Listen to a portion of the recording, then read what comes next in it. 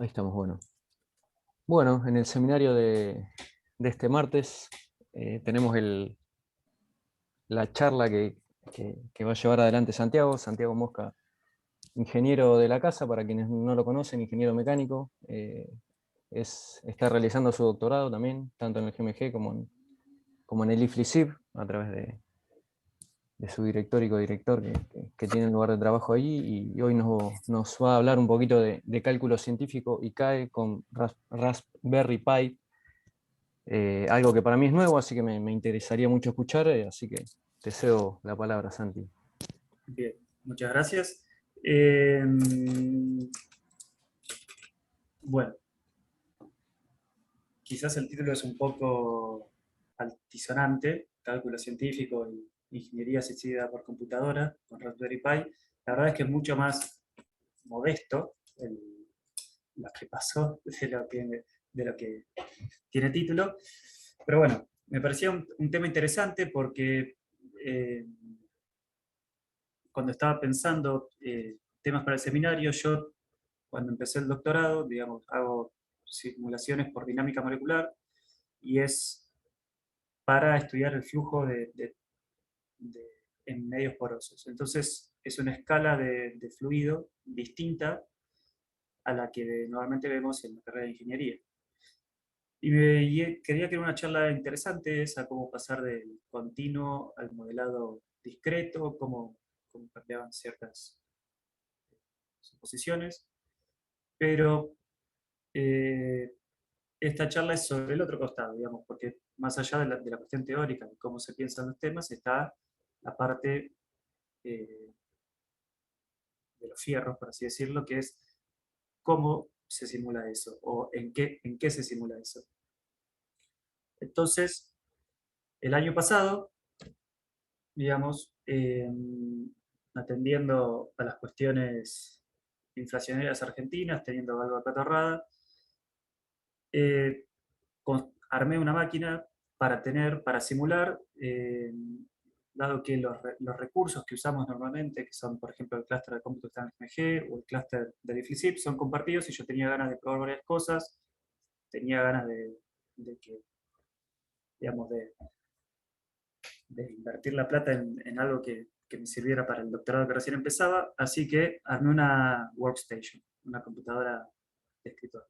Conseguí un CPU, un procesador eh, Intel Xeon de 14 núcleos, o sea que tuve que armar la máquina en torno a eso, y es una máquina que funciona muy bien, digamos que la tengo funcionando toda la semana, probando cosas, bastante rápida, digamos, yo cuando usaba un nodo en el GMG, usaba un nodo que tenía 12 núcleos, y fue en el GMG, digamos, que aprendí a como esta cuestión de hacer login con SSH a una máquina remota, de cómo manejar, eh, quizás sin una interfaz gráfica, sino solo por terminal y esas cosas. Entonces, cuando estaba armando la máquina, digamos, y veía esta cuestión de procesadores y me puse a comparar, digamos, y a internalizar un poco más sobre cómo comprar. Bueno, fue una pregunta por curiosidad y la pregunta aparecía por varios foros, Quora, TechExchange y demás. Bueno, hay dos fabricantes conocidos de CPUs, de los que usamos en nuestras computadoras todos los días, que son Intel y AMD, ¿no? Y hay algunos otros que son Oracle Sun y VIA, pero básicamente esos dos se reparten la mayoría de la torta de los procesadores que están en las computadoras, laptops, de escritorio, que usamos todos los días para trabajar. La arquitectura que usan es x86, yo no soy ingeniero en computación, no soy informático, o sea que estoy tocando de oído y estoy diciendo lo que dice Wikipedia adorado, pero usa un set de instrucciones que se llama Complex Instruction Set Computer, que básicamente, perdón, ¿se ve lo que está acá abajo en eficiencia energética o lo tapa mi ventanita? Sí, sí, se ve. Se ve. Ah, buenísimo. Bueno,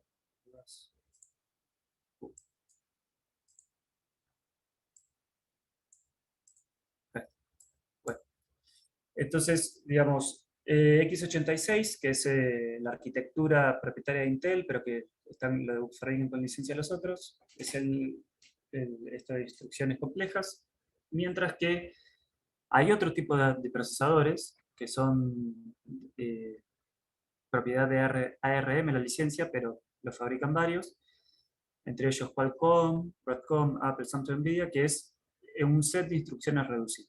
Entonces, comparativamente, el CISC, por así decirlo, son con procesadores que pueden realizar, digamos, se les programa con un lenguaje un poco más alto nivel, todo esto a nivel assembler, por así decirlo, pero son instrucciones, una instrucción quizás involucra varias instrucciones pequeñas, entonces la arquitectura general de eso termina teniendo muchos más transistores en un procesador, lo cual implica quizás un consumo de energía más alto. Mientras que los procesadores de instrucciones reducidas hacen operaciones mucho más básicas. Digamos, si uno tiene que decir la tarea multiplicar, por ejemplo, RISC va a hacer las instrucciones de ir a buscar en el registro, meterlo en una puerta lógica, digamos, es como mucho más paso por paso que el comparado con el otro. La ventaja es que usa menos transistores, puede usar frecuencias de reloj más lentas comparada con el otro, y fundamentalmente tiene una eficiencia energética mucho, pero mucho mejor. Es el motivo por el cual se usa en la mayoría de los dispositivos móviles o embebidos que están volándonos por todos lados, como las tabletas, los celulares, y últimamente la Raspberry Pi, que ahora vamos a explicar un poquito más.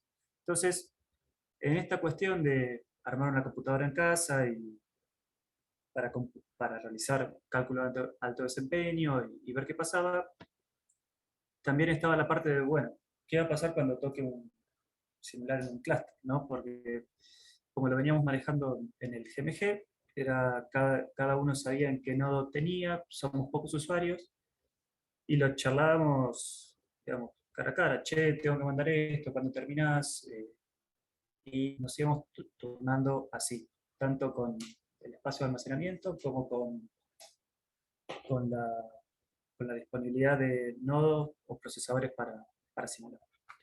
Entonces, leyendo sobre la Raspberry Pi, que yo ya la había visto en realidad, para tratar de actualizar un televisor smart, por así decirlo, y en realidad es más barato comprarse un Chromecast. Me voy a aclarar, no estoy responsabilidad ni por Chromecast ni por Raspberry, esto es por puro amor a la computación de la ingeniería. Eh, la cuestión de por qué armar un clúster en casa, por qué tratar de armar un clúster, y clúster es una palabra muy generosa cuando lo vean, fue básicamente necesidad de potencia computacional. Digamos, yo ya estoy simulando, pero pensé, bueno, ¿qué pasaría si tuviese más núcleos disponibles? ¿No? ¿Qué podría hacer con eso? Digamos, ¿podría escalar el sistema? ¿Qué tanto podría mejorar? Era una oportunidad también pedagógica. Ahí hay un link el primer post que me inspiró a intentar armar esto, que es, digamos, el manejo de un clúster, ¿no? Cuando en el GMG estamos tratando de incluir el clúster en el sistema de cómputo nacional, involucraba que tuviésemos un manejador de colas, o sea, que ordenara trabajo, que alocara recursos y todo eso. En ese momento decidimos instalar Slum. Y el trabajo fue hecho, pues, digamos, se los encargamos a una empresa, se lo encargamos, digo, el GMG lo encargó a una empresa, y lo instalaron, nos dieron una charla de asesoramiento, pero no pasó mucho más de ahí, y ahora el clúster, con todo esto de la pandemia y demás, está desatendido, por así decirlo, en el manejo con Slam, y nos pusimos como tarea, junto con Lucas, quien me presentó, de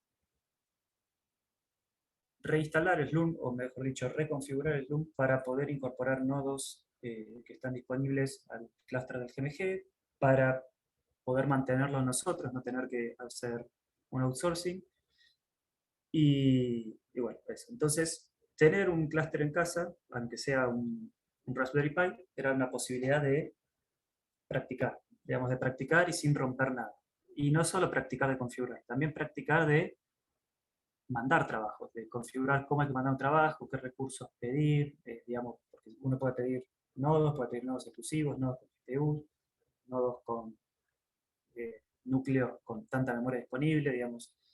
Es muy amplio, yo no toqué todas esas cosas, pero es una buena oportunidad para aprender. Y la otra cuestión es que, comparativamente, las Raspberry, eh, digamos, no suponen una inversión tan alta comparativamente con lo que es comprar una computadora, un procesador ya de servidor, y se puede ir escalando con el tiempo a medida que uno va borrando. Después, si vale la pena escalar o no, hay que verlo. No depende solo del procesador. Pero bueno, comparativamente, digamos, la cuestión pedagógica es porque una cosa es armar un clúster en casa y la otra es ir y mandar un trabajo en la supercomputadora, por ejemplo, la que está acá es del centro de computación en Italia, Marconi, una supercomputadora, que, digamos, hay competencia por esos recursos, uno se llega a equivocar en el script que mandó y va de nuevo al fondo de la cola y quizás está esperando un mes para equivocarse de nuevo, tal vez, ¿no? Entonces, viene bien para practicar. La Raspberry Pi. ¿Por qué la Raspberry? Bueno, son son una serie de computadoras single board. Esto implica que en una sola plaqueta están como todos los dispositivos necesarios, embebidos o soldados, por así decirlo, la memoria, el CPU, los periféricos, como los puertos serie, los USB, salida de video. La Raspberry es diseñada y fabricada por la Raspberry Pi Foundation junto con Broadcom, y el objetivo al principio era la promoción de ciencias de la computación, porque son relativamente baratas y implican un desafío eh, para aprender digamos, se pueden probar varias cosas. Si uno tiene curiosidad, junto con el Arduino, calculo que son proyectos súper interesantes. Entonces, la Raspberry Pi 4, que es la que está disponible ahora, eh, es el último modelo, en realidad está junto con la 400, y ha mejorado mucho en la potencia respecto de lo que era anteriormente, los modelos anteriores. Por ejemplo, ahora trae un procesador de 64 bits, al principio eran de 32 bits, ARM Cortex 72 de velocidad de 1,5 GHz, ya viene con Wi-Fi 2.4 y 5.0, Bluetooth, los puertos Ethernet son gigabit, trae dos puertos USB 2.0, 3.0, la memoria RAM va entre 2 y 8 GB. Ahora yo la primera que compré fue de 4 GB y ahora la venden de 8 GB. Tiene salida HDMI tipo D, que se puede entrar chiquitito, o sea que quizás se necesita un adaptador para eso, con resolución 4K y una alimentación de 5 volts, comparativamente con los 19 volts, ¿no? Que suelen tener los transformadores, por ejemplo, de una fuente, en realidad, de una laptop, es bastante menos. Ojo, la alimentación, después hay que verlo con reparos. Pero bueno, y si uno se da un poquito, digamos, si uno no quiere estar solamente en el mundo Windows, por así decirlo, la Raspberry Pi funciona perfectamente con una computadora de escritorio de lo que uno necesita hacer todos los días de administración básica. Si uno quisiera usar procesador de texto como LibreOffice, Zoom, navegador web y esas cosas, podría hacerlo con una Raspberry Pi. Tendría que comprar un teclado, que un teclado con touchpad incluido vale 2.500 pesos, y un monitor, que es la parte más cara que la Raspberry, realmente, porque actualmente la Raspberry en Mercado Libre está el kit, está, está 19.000 pesos, y el kit incluye la Raspberry, sí, la plaqueta, la carcasa, que es esto blanquito y rojo que está ahí, un ventilador, digamos que se puede configurar, aparece en foros porque si no se configura aparece todo el tiempo, está funcionando todo el tiempo y es muy agudo, así que les va a secar la cabeza y la paciencia bastante rápido si no hacen eso. Y vienen con una tarjeta de memoria de una micro SD de 16 GB, creo que es clase 10, que es hasta, la velocidad de escritorio es hasta 80 MB por segundo, y la fuente es 5 volts. Entonces, digamos, ese es el kit. Uno puede comprar la Raspberry pelada y prescindir de la carcasa si quisiera, del fan, si no va a estar haciendo cálculo muy pesado. Sí va a necesitar una tarjeta micro SD porque para iniciar el sistema necesita sí o sí bootear desde ahí. Creo que ya está cambiando y se puede bootear desde el almacenamiento externo, pero por ahora se necesita eso. Las opciones más rápidas, que ahora no me acuerdo el tipo de almacenamiento, vale mucha plata, entonces completamente una tarjeta SD es mucho más asequible. Entonces, yo armé el clúster en casa, esa es una foto de lo que le digo clúster, son dos Raspberry conectadas, o sea que todavía falta escalarlo. En los posts que yo vi ya tenían 4 como mínimo, y hay otros ejemplos en que tienen 10. Yo por ahora estoy ahí. Quizás lo interesante es que cada una tiene 4 núcleos, o sea que ya hay 8 núcleos de cómputo, y la Toshiba que aparece ahí es una de 2011 que tiene 2 con hiperthreading, o sea que ya 4 veces más.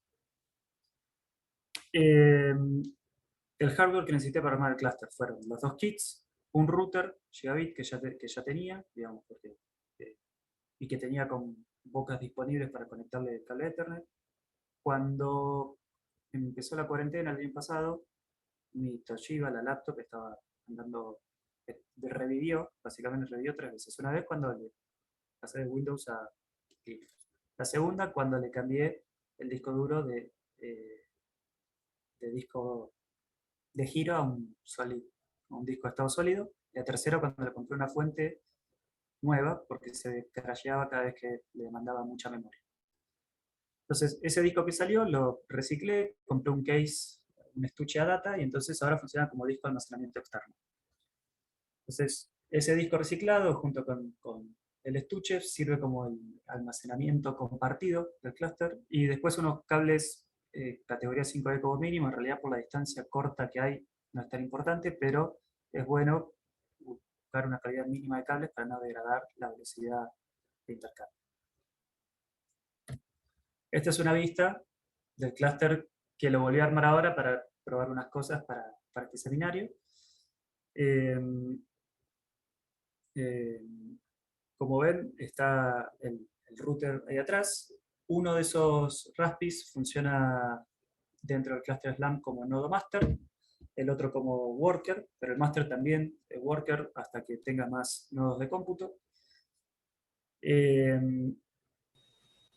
Y bueno, el acceso corre sin monitor, lo configuré sin monitor, lo hago por la laptop. Ahora les comento cómo fue. ¿El rack son unos lápices? El rack son unos lápices, no son necesarios estrictamente, pero yo no quería que calentaran por el piso, quería que circulara un poquito de aire. Fundamentalmente me asustó mucho el señor Carlevaro acá, contándome que una vez se le prendió fuego una GPU simulando, entonces yo no sabía de que eran capaces las Raspis y por las dudas no quería que me chamuscaran la madera del escritorio. Entonces, aparte es un rack de madera, con lo cual... sí, era riesgoso. Pero bueno, queda planchado en 60 grados, así que está todo bien. Sí. 60 grados simulando 24 horas, no, estamos bien. Me preocupa más que se rompa el ventilador para que se prenda fuego. Cuestión. Quizás acá lo importante de enseñar es, bueno, la fuente de alimentación, el router que tiene conectado por Ethernet la Toshiba, pero no haría falta, en realidad está por conectarse por Wi-Fi. Para velocidad, estas sí, están conectadas por Ethernet al router, y en el nodo master, que es este, la Pi1, está conectado al puerto USB 3.0 que se ve de este lado. Estos son los 2.0 y estos son los 3.0, me parece que con esto mejor. Está conectado el storage compartido. Entonces, El software. Hay distintos sistemas operativos disponibles para instalar una Raspberry. Uno puede... quiero hacer una aclaración.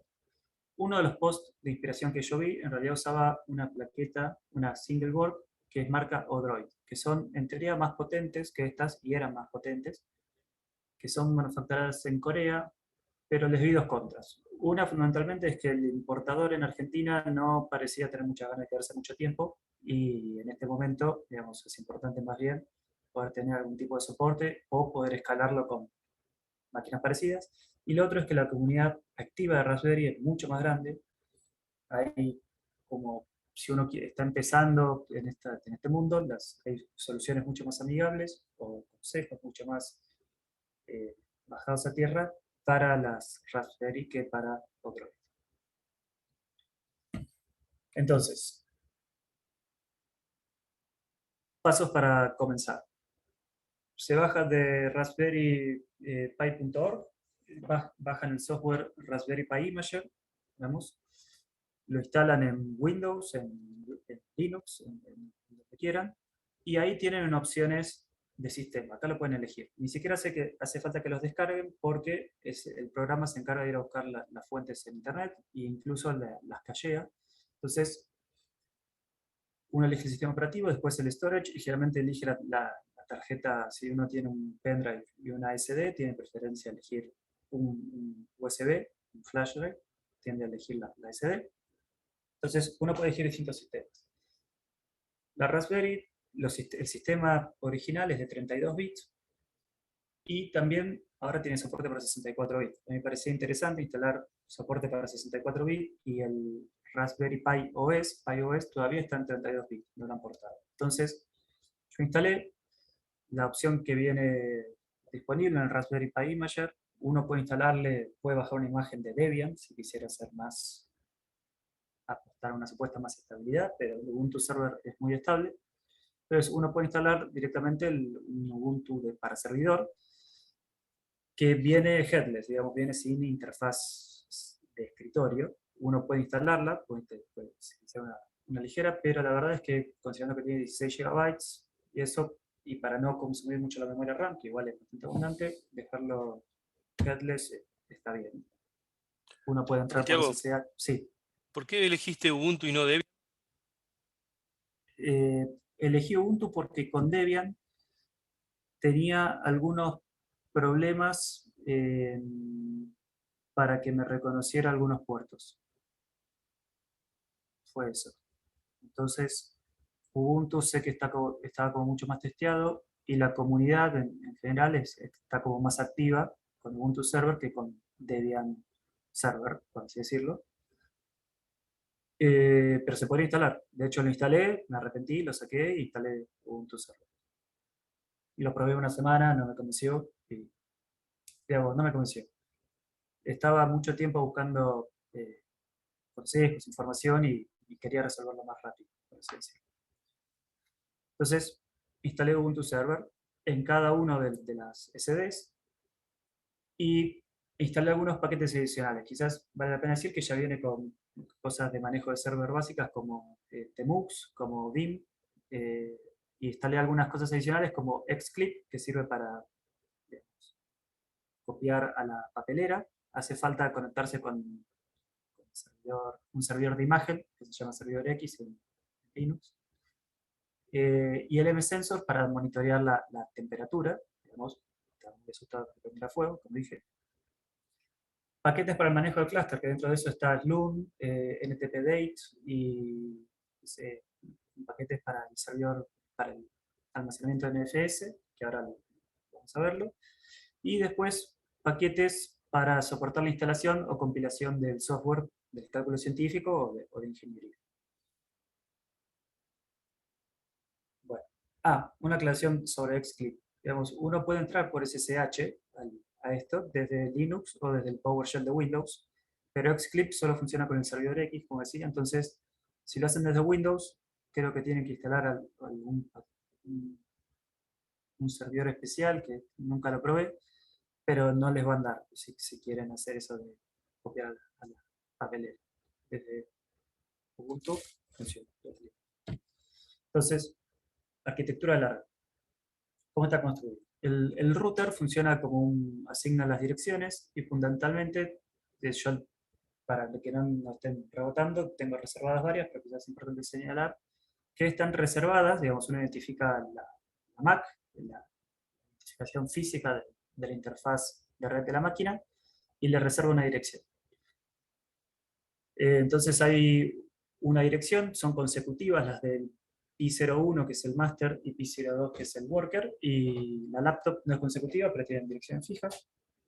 Quizás lo que es interesante también es que si uno tiene un servicio DNS, esto es, uno puede instalarlo en la SPI, un script que cada tanto tiempo haga en un servidor de estos servicios DNS. El DNS es un instrumento que le asigna un nombre legible a la IP, digamos, por ejemplo, casa.dns o .org, y lo identifica con la IP de mi conexión. Para hacer eso, quizás es importante, es necesario pedirle a su proveedor de internet, en el caso de FiberTel, que les ponga el router, el modem de ellos en modo bridge.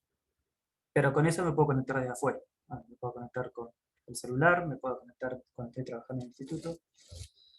Y uno puede, al menos con el router TP-Link, creo que lo pueden hacer varios, asignar, uno puede querer conectarse a distintos puertos SSH y redirigirlos a distintas máquinas de la red. El disco externo, como les conectaba, es usado como un sistema de archivos compartido por la red, que está conectado con la interfaz de USB 3.0 al nodo master. Y desde la laptop, digamos, ingreso y configuré y veo todo el trabajo de las Raspberries, cuando no están conectadas. Y fundamentalmente, quizás lo más interesante, o no lo más interesante, pero algo central de este post es Sloon, que es el manejo de las colas de trabajo. En ese post tiene un enlace, está muy bien detallado sobre cómo configurar un servidor, un clúster de Raspberries, la verdad que fue de buenísima ayuda. Lo usaban para el sistema operativo iOS, pero con Ubuntu Server anda igualmente bien, casi igualmente bien, ahora voy a aclarar la pregunta que tengo. Pero fundamentalmente hay que instalar 3 paquetes, en el post van a encontrar todos los detalles. Hay que instalar Slurm, NTPDate, que es para sincronizar precisamente las fechas entre los Raspis, porque eso se necesita para hacer un trabajo conjunto, y los 2 paquetes que están ahí, que son para compartir el sistema de archivos, fundamentalmente el storage. Quizás algo importante, como las tarjetas, las micro SD son chicas, son 16 GB y algunos de los programas son muy pesados, seguí una recomendación de ese post, que es instalar en el servicio compartido la mayoría de los programas que voy a usar. Y eso implica, a veces, implicó, la mayoría de las veces, compilarlos desde el source, desde la fuente, y he tenido éxito, lleva tiempo, pero funciona. Así que este es el software necesario para cálculo científico, o CAEO, al menos lo que yo sé. Bueno, los primeros 2, Build Essential y CMake, son necesarios para las operaciones de compilación. Incluyen los compiladores GCC, algunas herramientas de optimización. CMake es como una interfaz más alta de la instrucción make para facilitar la compilación.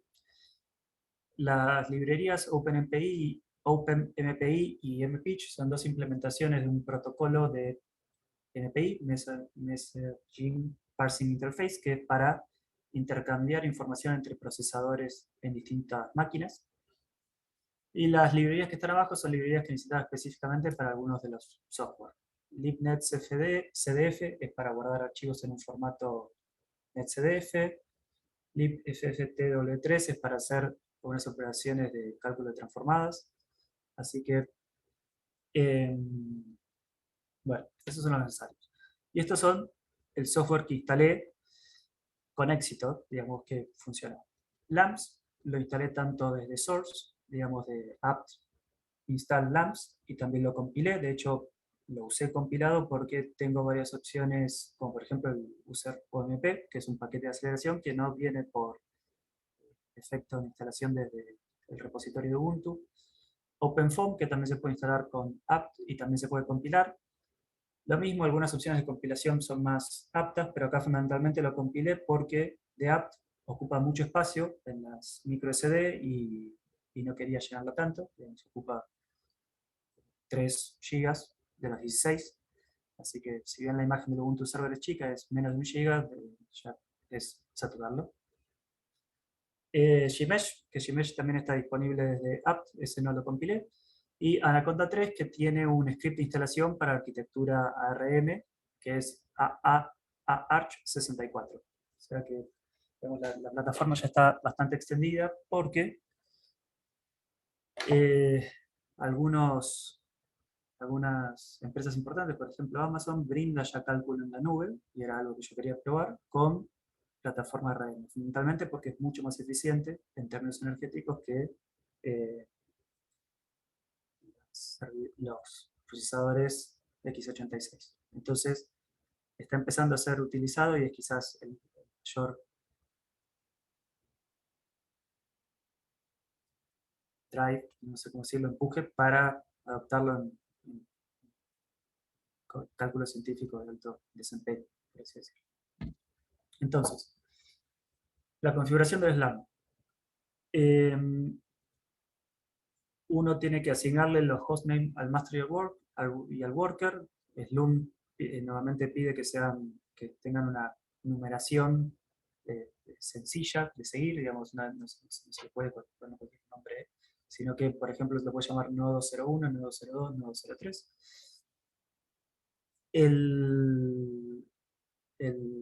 Hay que formatear el almacenamiento externo. Yo lo formateé con el formato ext4.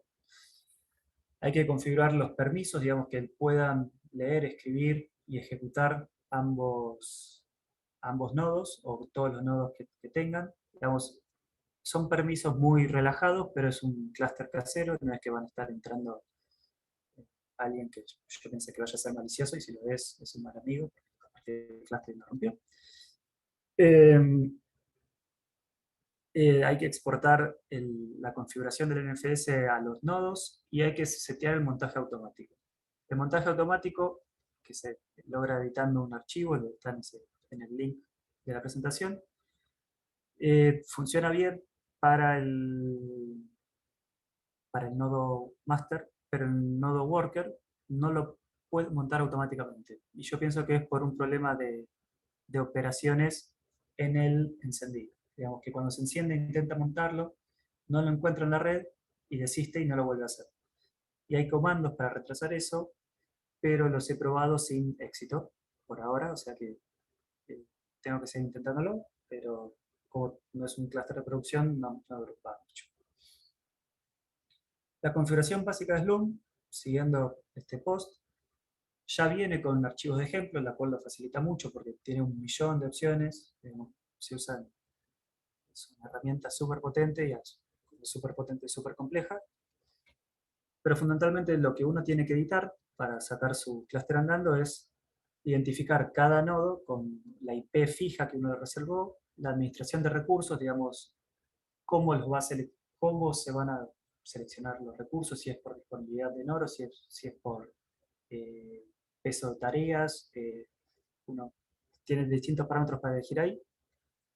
Los núcleos por nodo, esto es importante, digamos, porque uno puede decir, bueno, yo tengo 2 Raspis ahora, que cada una tiene 4 núcleos. Entonces yo digo que el nodo 2, que es el worker, que hace el trabajo, tiene 4 núcleos disponibles. Pero en el 1 puedo poner 2 núcleos disponibles y que los otros 2 queden para manejo de las colas. 3 disponibles, ninguno disponible, que eso suele ser alguna opción. Yo, como tengo solo 2 máquinas y quería probarlo, puse los 4 disponibles. Todavía no sé si eso puede haber tenido alguna degradación de la performance. Y lo que uno puede hacer lo que tiene que hacer, es darle un nombre a la partición. Digamos, porque uno puede elegir que distintos nodos formen una partición. Entonces, mi partición se llama Raspi. Si yo en algún momento quisiera incluir la otra computadora, la que armé, como parte del clúster, le pongo otro nombre porque uno puede elegir cuando manda un trabajo a qué partición mandarla, o no. Puede no especificar partición. Una vez editados esos archivos, hay que compartir los archivos de Slum y Munge, que es un sistema de autenticación parecido a SSH, en todos los nodos que estén en la red, digamos, del master a todos los workers. En mi caso fue uno solo.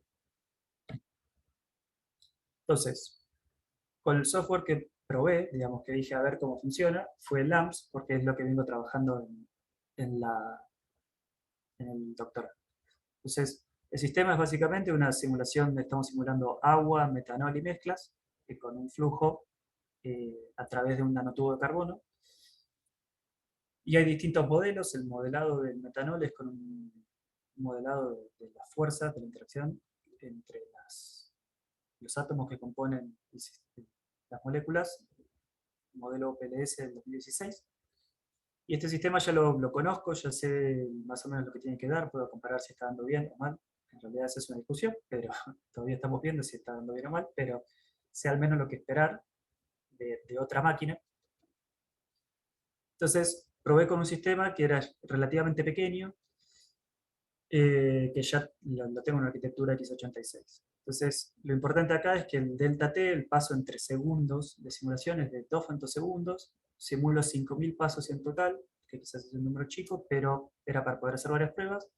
Digamos, eso constituye en total un 0,01 picosegundo. Y probé diferentes configuraciones de cantidad de nodos, de tareas MPI y de hilos por tarea MPI. Tareas MPI, hilos y nodos. Quizás la parte más básica es que una tarea MPI suele necesitar más recursos para iniciarse y una dirección de memoria particular que no comparte con otras, comparada con los hilos. Pero hay un hilo, en teoría, se pueden mandar dentro de tareas y comparten registros de memoria, consumen menos recursos, digamos, estoy repitiendo lo que leí, no es que sea experto en esto, porque no soy informático, y todavía estoy aprendiendo mucho de esto. Así que probé diferentes configuraciones. Fundamentalmente, 2 nodos, una tarea MPI y 4 hilos, es decir, para cada uno de los Raspberry va una tarea y hacen 4 hilos. Después 2 nodos con 2 tareas MPI y 2 hilos. En teoría, a cada tarea MPI le correspondería un procesador. Después 2 nodos, 4 tareas MPI y un hilo, y después el nodo 1 que está conectado directamente al almacenamiento externo, y el nodo 2 que está conectado a través de la red. En la derecha hay una imagen del sistema ensayado. Entonces, la primera prueba. 2 nodos, una tarea MPI y 4 hilos. Este es el archivo sbatch. Sbatch es un comando de Slum que permite mandar un archivo y va a la cola. Digamos, hay 2 comandos básicos si uno quiere correr. Uno es srun, que intenta correrlo en el momento. Sbatch es un script de bash, en que uno puede indicar distintas opciones para mandarlo. En este caso, la primera línea indica que va a ser ejecutado por bash. La segunda es el nombre del trabajo, yo lo llamé LAMPS. El output es LAMPS y acá el número asignado por Slum. Acá le pido la cantidad de nodos que voy a usar de mi clúster, yo le pido que use los 2. Estas son las tareas MPI por nodo 1. Y después va el comando MPI run, que es para invocar MPI, el ejecutable que yo compilé, LAMPS table en Raspi, y después las opciones, ¿no? De si uno quiere usar el paquete acelerado o no, pero estas ya son del lado de Raspi, no del lado de LAMPS, no del lado de Slum. Esto es lo que se ve cuando uno hace htop, digamos, y ve cómo están consumidos los recursos. La ventana a la izquierda, es el nodo master, y este es el nodo worker. Vemos que efectivamente mandó una tarea y está dividida en 4 hilos, pero están los 4 hilos ocupando un solo procesador. Y lo mismo con el nodo 2. El uso de memoria es muy bajo, quizás el sistema es chico y también el Ubuntu Headless ayuda a eso. Así que al final vamos a ver los resultados. La segunda prueba. Corre relativamente rápido, esto corrió en 15 minutos creo, o 10, 11 minutos, digamos, la cosa hacer cosas chicas, pero hice 8 pruebas y muestro solo 5, porque hay 2 que fueron redundantes. Así que esta es la segunda prueba, digamos que acá la fundamental diferencia que observamos es que cambia el número de tareas por nodo, comparado con el otro archivo de Swatch. Y acá lo vemos, está pidiendo también 4 hilos, pero vemos que en verde son la división, en verde están los hilos y acá está el proceso, por así decirlo, la tarea MPI, y acá está el uso de los procesadores. Algo que señala LAMPS, que es importante, es que el producto de las tareas MPI por la cantidad de hilos no supere la cantidad de núcleos físicamente disponibles. Por eso es que yo hago esta combinación de 4x1, 2x2 y 1x4. La tercera son 2 nodos, 4 MPI y un thread. Acá vemos nodos 2, tareas 4 y acá le pido la cantidad de CPUs por tarea. Entonces, esto especifica que los threads utilizados son solamente 2. Y así se ve en la salida. 4 tareas, todos los núcleos de ambas Raspis. Cuarta simulación. Pruebo el nodo Pi1, que es el master, que es el que está conectado directamente al almacenamiento externo. Con este comando, nodelist, yo puedo especificar, según como lo tengo nomenclado, al nodo de mi clúster, en este caso Pi01, cantidad de tareas 4 en PayTask y un thread. Así se ve. La Raspi 2 no tiene funcionamiento, la 4 está al taco, fíjense que aumenta la memoria porque está con mayor cantidad de sistema en la Raspi. Y después para el nodo 2, exactamente lo mismo, mando el nodo 2, y acá observamos lo mismo, comparativamente aumentó la memoria, esta está en descanso y esta está funcionando completa. Esta es una comparación de tiempos. Estas son la simulación que tomo base, que era 2 nodos, una tarea MPI, 4 hilos. La capacidad de cómputo era 5.000, 5,6, esto, 5,681 pasos por segundo, y lo tomé con el valor base. Entonces vemos que la comparación 2, que era ya 2 nodos, 2 tareas MPI, 2 hilos, es 27% más rápido. La tarea 3, que era ya 4 hilos, 2 nodos, 4 MPI task y un solo hilo, era 42% más rápido. Y la 4 y la 5 son más rápidas, y es cada una, digamos, no funcionando a través de la red, sino cada Raspi calculando en ella misma, ¿no? Este es el nodo Pi01, que es el que está conectado directamente al sistema, al almacenamiento externo, y este es el nodo 2 que está conectado a través de la red. ¿Por qué puede ser esto? Quizás el sistema es muy chico y no se justifica la división en la red, y se pasa más tiempo comunicando entre red que realizando cálculo, y se vería un beneficio si el sistema fuera más grande. Lo segundo que se observa es que la conexión a través de la red involucra una degradación de la performance para aquellos nodos que no están conectados directamente al almacenamiento externo. Y quizás la factibilidad es, si comparamos con la simulación realizada en 14 núcleos, que esta es la que hago en el servidor de casa, es 19 veces más rápido. Todavía no hay comparación posible. Eh, pero hay muchas, entonces quizás esto resalta el carácter más pedagógico de esta empresa por el momento, pero sin embargo ha sido muy interesante porque aprendí a armar una red, a configurarla con Slurm, aprendí a usar Slurm para configurarlo y para mandar trabajos, y, y bueno, quiero seguir escalándolo, a ver si con sistemas más grandes y o más nodos vale la pena. Quizás lo que sí es interesante es que comparativamente uno puede tener gran cantidad de núcleos a un precio sensiblemente menor de lo que es un servidor. Así que quiero agradecerles por haberme escuchado y bueno, quiero dedicar esta presentación a mi abuela, que hace poquito falleció, y ella fue la que trabajó mucho para que mi papá pudiera ir a la facultad, y porque mi papá fue a la facultad, yo pude ir a la facultad. Así que esa frase de todo. Muchas gracias.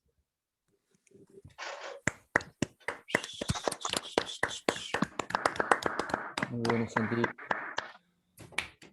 Laburazo, Muy che. buena. Sí. Bueno, ¿qué les pareció? ¿Qué Muchas quieren preguntar? Muchas gracias. Yo Ahí no por te mi escuchamos, Marco. parte hubo cosas que no llegué a entender, pero porque hace poquito me compré una Raspberry, Ajá, nada más que para otro fin, es para una impresora 3D. ajá. Pero bueno, por eso me llamó mucho la atención. Bien. ¿Vos sos estudiante de mecánica de la UTN? Sí, Ah, bien. Bueno, mirá, lo que te puedo ayudar, si querés, escribime, está el mail ahí en la página de Granulares. Así que si te puedo ayudar en algo, si tienes alguna duda. dale, Sí, muchísimas gracias. sí, porque yo también estoy aprendiendo, así que me Sí, sí, pides. estuve viendo que se puede hacer de todo, es fascinante. Sí, fundamentalmente, digamos, quizás es la opción más barata para tener una computadora de escritorio, para empezar. Sí, Y, también. y después de ahí hay muchas cosas para hacer y que se pueden probar, que son divertidas, digamos. Para mí tiene un costado lúdico súper interesante. Para mí lo único y más importante es que quedaste comprometido ahí con el Slurm para el GMG, digamos, el clúster de la UTN, y está grabado. O sea, yo me Ah, encargué también de grabarlo con el celular, por las dudas lo quieran borrar, o lo que sea, porque lo mencionaste Se también edita esa parte. no, esto fue ya emoción lo tengo violenta. también, mirá. Sí. Sí, mano. Sí, bueno, primero gracias, Santiago, muy bueno el seminario. Ahí se te cortó de nuevo. Se cortó. No tenía nada en la computadora acá en el IFISIP y no tengo cámara, así que ando con el celu y cosas. Así que bueno, primero eso y gracias a Lucas por hacer la introducción. En segundo lugar, el tema de, bueno, ya lo habíamos comentado, pero yo vengo hace mucho tiempo fantaseando con la idea de hacer un clúster de prueba basado en la arquitectura RM y veo que finalmente alguien lo pudo hacer y está muy bueno. Me pregunto acerca, tiene dos ventajas muy importantes esto, que son por un lado el costo del hardware, que es comprar computadoras a muy bajo precio, y el costo de la energía, porque además, no lo mencionaste, pero creo que no lo subrayaste lo suficiente, si haces vos comparaste ahí la cantidad de pasos de simulación por unidad Por de segundo. tiempo, por Sí. segundo, pero también podés calcular la cantidad de pasos de simulación por kilovatio hora consumido. Mm, Y ahí, si bien tu procesador grande, digamos, sí. No, hace 200 veces ese el consumo funciona es de también. estufa de la pieza. Son 150 Claro, watts funcionando en 24 invierno, en horas, invierno 7 te días. ahorras Sí, el calefactor. sí. En Sí, pero verano lo es un compensás con el aire acondicionado del verano, ¿no? sí, tal cual. Pero bueno, eso también es muy importante y sobre todo cuando uno quiere desarrollar por ahí sistemas embebidos de control de alguna determinada maquinaria que lo puede meter ahí, empotrar en una Raspberry o en un clúster de Raspberry y no consume nada. Así que eso Mm, está bueno. Pero por otro lado, para el tipo de cálculo que hacemos nosotros, tiene como limitación fuerte, me parece a mí, la cantidad de RAM que le podés poner, porque si le querés poner una RAM razonable, no sé cómo te entra No se puede. con tarjetas SD o cosas por el estilo. Entonces uno tiene que amoldar todo el clúster a una estructura de problema que entra con bajo costo de memoria. Sí, de hecho, Pero, perdón, sí. no, No, decime, no, decime. no, nada. No, seguí, No, seguí. de hecho, quizás para mí lo que más degrada la performance es la escritura archivo. Eso es algo que anduve probando y no llegué a mostrarlo acá, pero digamos, en esto que decía, las tarjetas SSD tienen una escritura archivo que en teoría es hasta 80 megabytes por segundo. Cuando yo anduve probando, escribía desde la memoria de F0 a un archivo, y el clúster, el nodo que estaba conectado directo por USB 3 al coso, escribía, poner a 47, 50 megabytes por segundo. El que está conectado a través de la red está escribiendo a 20. Y eso es Sí, parecido eso a la... degrada mucho, Sí, sí. y Por la otra parte, tarjeta micro SD también anda ahí, o sea que el problema es el acceso al programa, y la escritura de archivo es más lenta. Eso sí. Y sí, con una, perdón, no, andale. con una tarjeta SD de mayor velocidad de transferencia. Podría ser, pero son mucho más caras. Ya se van Claro. como a 10.000 pesos, 12.000, sé que porque son de la gama profesional. Y ahí ya están más cerca de otra solución, que ahora no me acuerdo cómo se llama, pero se usan en sistemas embebidos que requieren tráfico muy rápido de datos, pero valen 30.000 pesos. Entonces, 30.000 pesos de ese almacenamiento contra Claro, 20.000 que claro. vale el kit de Raspberry no se justifica.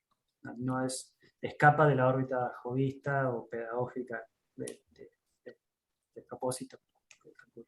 Ya, de hecho, los procesadores ARM que está usando Amazon, que yo quiero probarlos, son especiales para cálculo de alto desempeño.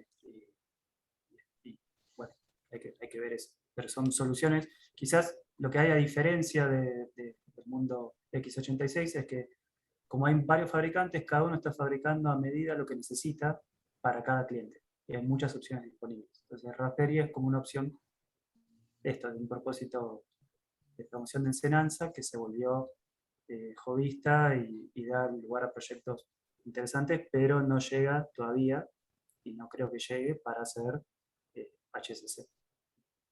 Ot- perdón. Otro asunto que también me parece que influye es que la ventaja de tener un montón de procesadores baratos es que uno quiere usar muchos procesadores al mismo tiempo.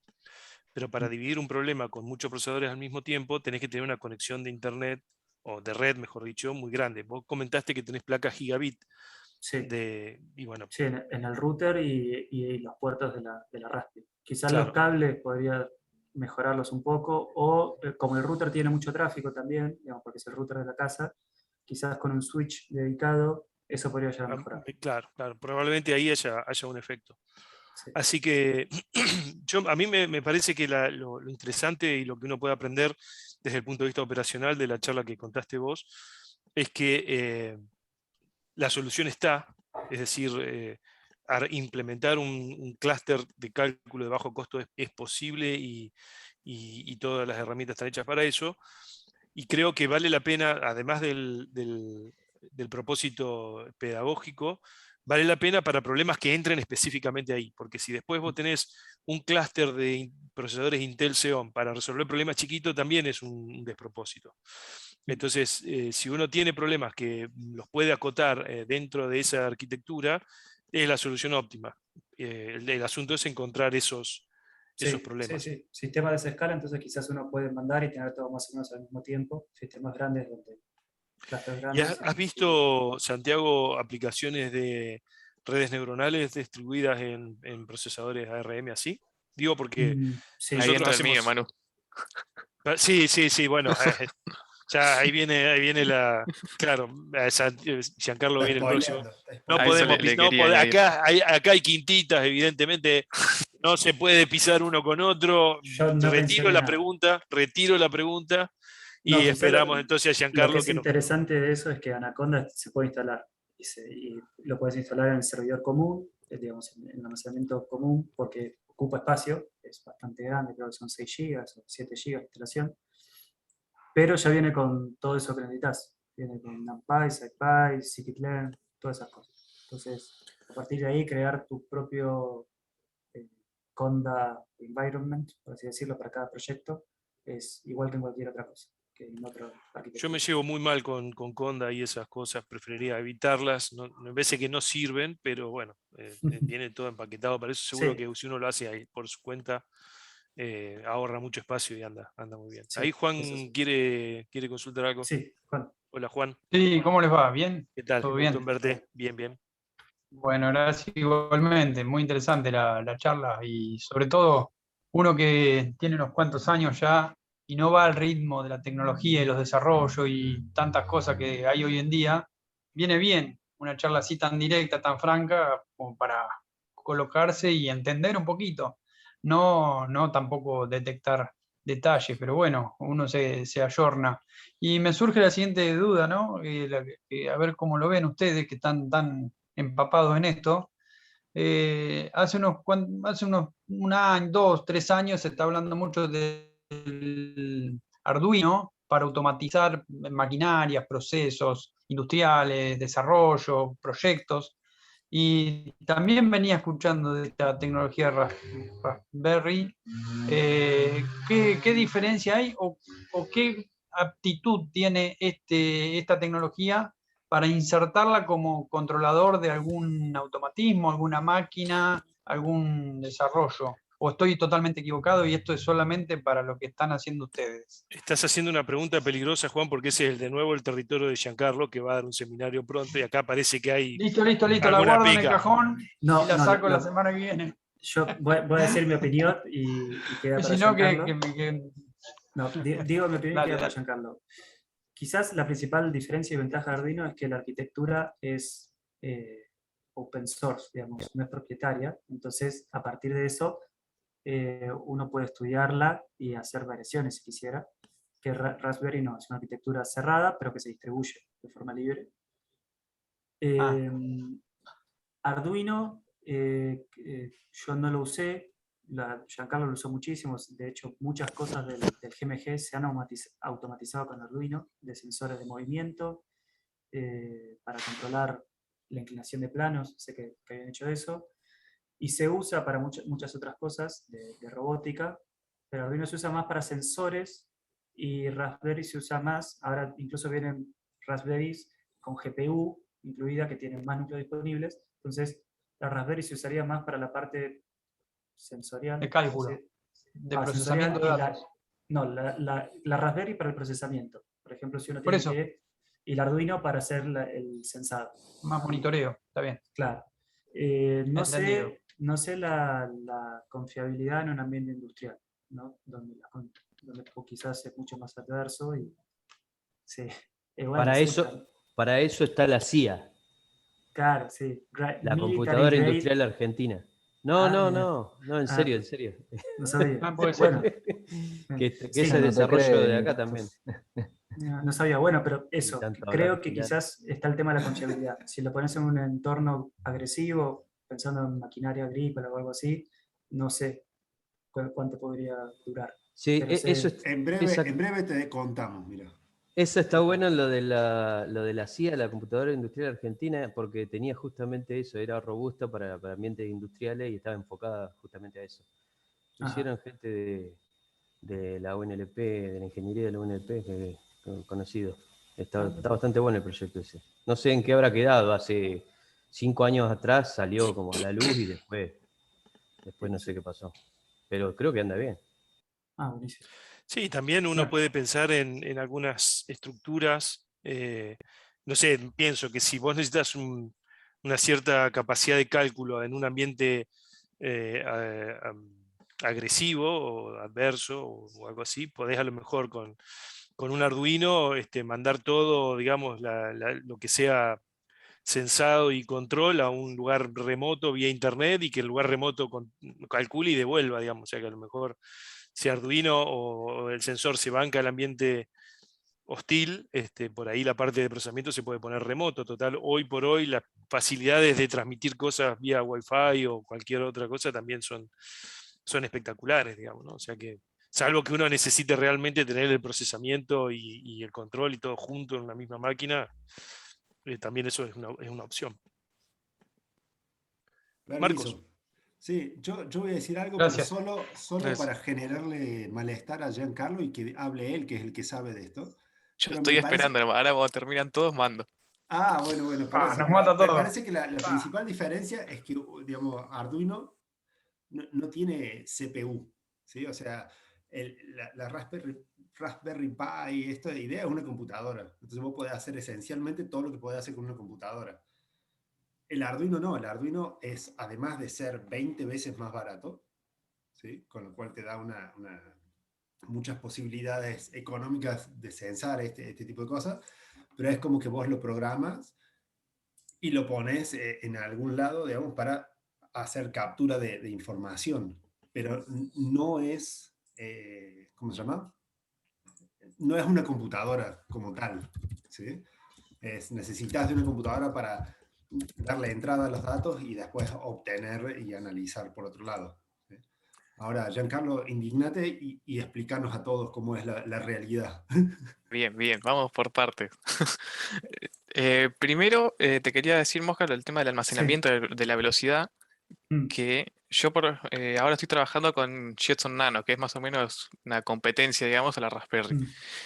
Y para mejorar la velocidad de escritura y lectura, lo que yo hice es modificar un archivo del registro y del inicio de la Jetson. Entonces, inicia desde la micro SD, pero después todo el trabajo lo realiza sobre un disco. Entonces, de esa forma, eliminas, digamos, la restricción de los... Yo tengo una U3, una micro SD U3, entonces eliminas esa restricción de como mínimo 30 megabytes por segundo. Ajá. Y llegué a tener unos 110, 115, usando un disco mecánico, igual que el tuyo, el que tenés Claro. en el case de la data. Claro, quizás ahí lo que necesitas es un disco para cada máquina. Eso es Claro, también lo que puedes hacer en ese caso es, en vez de usar un disco, usar un USB, un pendrive Sí. común. Sí, eso Y sí. de esa forma, digamos, ahorras mucho más espacio y potencia también. Sí, sí. También otra cosa que te quería agregar era si después podrías pasar lo que sería el archivo que vos hiciste de tu simulación para probarla en la Jetson y ver, digamos, una comparativa entre ellas. Dale. Sos jodido. Ah, No, ¿viste? sí. Quizás la Jetson es todo GPU. No, la Jetson tiene, la Raspberry tiene una 72 y la Jetson Sí, tiene una 57. Y bien. además tiene 128 CUDA cores de GPU. Entonces ahí es donde está, digamos, una de las fortalezas que tiene la Jetson. Claro. Dale, yo te mando después las opciones para compilar LAMPs y el archivo de input. Bien, bien, bien. Y después también yo tengo dos Jetson, así que también podríamos probar, mejor dicho, entre los dos, hacer un clúster mixto entre las dos Raspberries y las dos Jetson y ver ahí qué tal cómo se relacionan entre sí. Ya está, me prendieron fuego el escritorio. Pero sí, está buenísimo. Bueno, Sí, yo sí. creo que podríamos aprovechar de pedir algún recurso de dinero en algún lugar y como con el propósito de armar un clúster de bajo costo, bajo consumo, híbrido, Jetson con Raspberry Y un y escritorio. mostrar que eso sirve para algo, ¿no? Fundamentalmente para aprender a usarlo y no ir a la cola en un clúster. Bueno, esa es una ventaja muy buena, muy fuerte. Después, respecto a lo de Arduino, que estaban comentando, Arduino en sí, como la placa que se compra, no es muy recomendable usar en entorno industrial sin una muy buena, digamos, jaula de Faraday, por así decir. Yo he probado y me ha llevado unos 6 meses, he podido mantener un funcionamiento muy bueno y depende mucho también de la estabilidad de la fuente de alimentación que se tenga. Después, lo que se hace mucho con Arduino es desarrollar en Arduino, en la placa que uno se compra, y armar un circuito aparte usando el mismo microcontrolador. Entonces, de esa forma, lo que vos cargas en la placa comercial, digamos, lo podés cargar exactamente igual a la placa que vos armes. Entonces, tenés un circuito personalizado y lo podés aislar de una forma mucho mejor que la comercial, digamos. Y eso sí se utiliza en un entorno industrial, o es más viable utilizar en un entorno industrial. Ahí capaz para Juan te puede ir un poco mejor más por ese lado. Muy bueno, muy bueno. Pero me tengo que transformar en informático, electrónico. No, ya está. Sí. Se lo dejo a ustedes. Bien, bien. Gracias, muy bueno. No, bueno, sí, yo coincido en ese sentido con Juan. Me parece que es imposible abarcar todo, pero lo bueno me parece a mí es que sí hay gente que tiene inclinación o posibilidad de abordar alguna cosa en particular. Y lo bueno es también trabajar a una escala de ensamble, es decir, qué es lo que se puede hacer, cómo se puede hacer. Y después uno no puede tener todo en la cabeza, pero si armás un equipo con gente que cada uno se enfoca en lo suyo, sabe qué hacer, uno sí, me parece que con estos seminarios y con estas charlas, yo al menos no pretendo conocer los detalles técnicos porque se me escapan, pero está bueno saber eso, digamos, qué se puede hacer, cuánto cuesta, qué consume, para después tenerlo en la cabeza cuando uno dice, bueno, y si armamos esto, ¿qué necesitamos? Y bueno, además de una placa Jetson, una placa Raspberry Pi, también necesitamos a Santiago y a Giancarlo que metan mano en estas cosas, digamos, ¿no? O sea, porque si no, claro, es para los que ya tenemos una cierta edad, volver a empezar a estudiar cosas así se hace cuesta arriba. Pero bueno, hay que de alguna manera también acompañar el avance de la tecnología, porque estas cosas brindan muchas posibilidades a bajo costo que antes no teníamos para hacer cosas, ¿no? Así que está muy bueno. Sí, perdón, ¿no? Vuelvo a meter un comentario, pero ya no como pregunta, sino para reforzar lo que decía Manuel. También me siento con algunos años encima y puedo comentar algo de lo que ha vivido uno. Allá por los años 90 y mediados 90 y casi 2000, lo que hoy están viendo ustedes como algo que están dominando unos pocos y tiene mucho potencial a futuro, eran los sistemas CAD, CAM, toda la informática que asistía a la ingeniería. Y era todo como algo que se veía que era algo nuevo, pero no todos querían, ni todos podían interiorizarse. Y en esa época éramos algunos becarios y nos introdujimos. Y después de 20 años, hoy los bajas libres y versiones gratuitas, muy intuitivas, muy fáciles. La mayoría ya sabe dibujar en 3D desde la secundaria y ya quedó como incorporada esa tecnología como algo habitual y necesario para la ingeniería.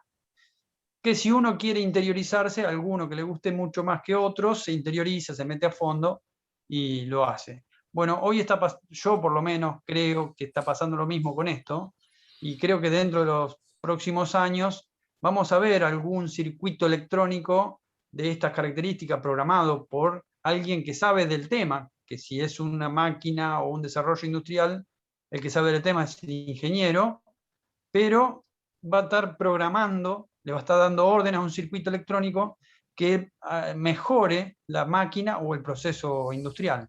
Por lo tanto, me parece excelente que estén incorporando estas tecnologías y me parece apostar a más de hacer como algunos cursos, de alguna manera, hacia el resto de los alumnos que ahí no se sienten tan seducidos para interiorizarse en el tema de la programación, de la electrónica y son más reacios. Bueno, pero yo creo que algo hay que darle porque le va a ser necesario en su vida profesional para cuando se reciban y empiecen a trabajar dentro de 5 o 8 años. Era un comentario que, bueno, refuerza lo bien que están haciendo, ¿no? Era un reconocimiento. Sí, sí. Nada más, gracias. Gracias, Juan. Gracias. No podemos estar más de acuerdo. Creo que en la facultad se aprende mucho de herramientas analíticas con análisis, álgebra y demás, y poco de pensamiento algorítmico, de programación y demás, y tenemos que tapar ese bache de alguna manera u otra. Digamos, si las carreras, las materias de grado no tienen espacio para hacerlo, bueno, dentro de los grupos, de los talleres, tenemos la posibilidad de ofrecerlo, digamos, para los alumnos que tengan la inclinación de hacerlo, digamos, porque si no le ofrecemos eso a los que realmente muestran alguna iniciativa para algún entusiasmo para hacerlo, estamos perdidos, pero si lo podemos hacer, yo creo que es nuestra responsabilidad ocupar ese espacio de alguna manera, así que creo que vamos en ese camino y está muy bueno. Bueno, no sé si hay más preguntas o comentarios. Yo lo que quiero comentar, hablando que ya que estamos de clúster, hoy llegó no sé de dónde, si no alcancé a ver bien, si de la Secretaría o del Departamento, los turnos que tenemos para ir a visitar el GMG, el laboratorio y demás, así que yo creo que ya la semana